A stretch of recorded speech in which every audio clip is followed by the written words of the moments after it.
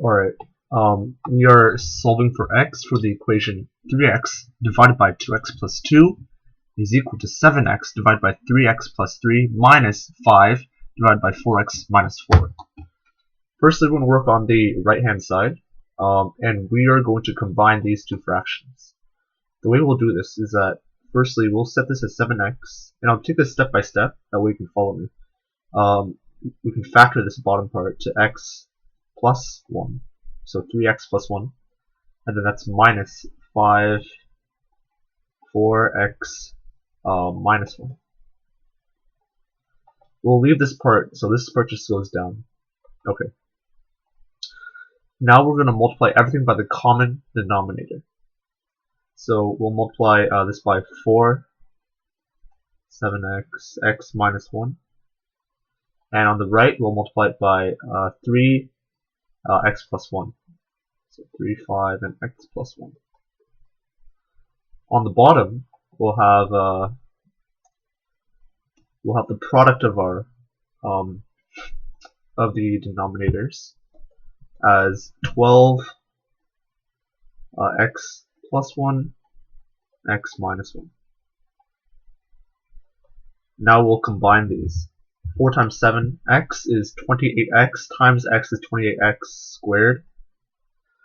And then 28x times 1 times negative 1 will be negative 28x.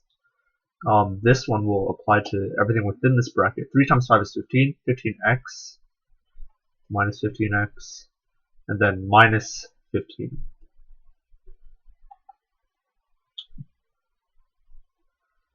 All over 12x plus 1, x minus 1. Okay. We're going to bring it to the other side now. And what we'll have on this side is we'll have a 3x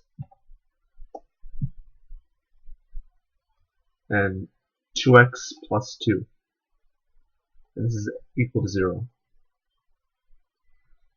Now the way this will work is that we're going to find the common denominator between these two. Firstly, we'll factor out this bottom part.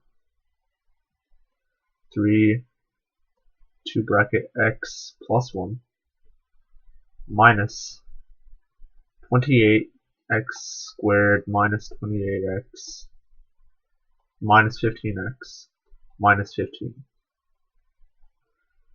All over this fraction right here. X minus 1. We'll notice that since this already shares this x plus 1, we're going to multiply everything just by 2, which is what this is missing. So this will multiply by 2, this top part will multiply by 2.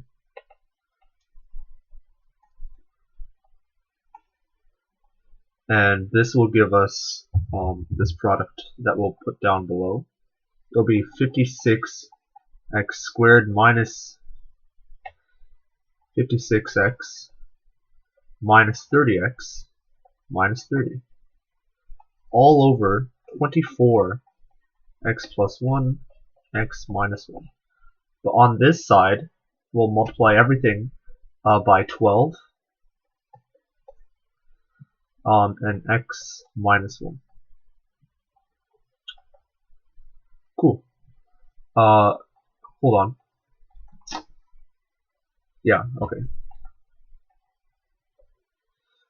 So, 12 times 3 is 36x squared minus 36x. All over 24x plus 1, x minus 1. These two cancel out because we can bring it to this side, right? And this is what we have so far.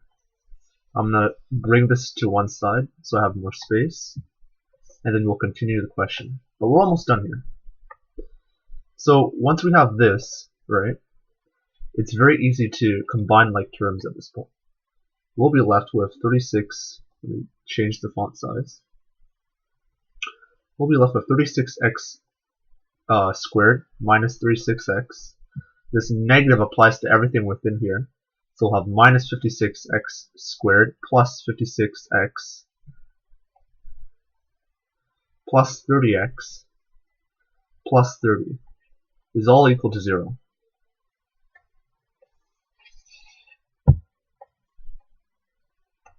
Now we're going to combine our like terms. Let's look at the squared terms first, right? We'll have 36 minus 56, which is negative 30.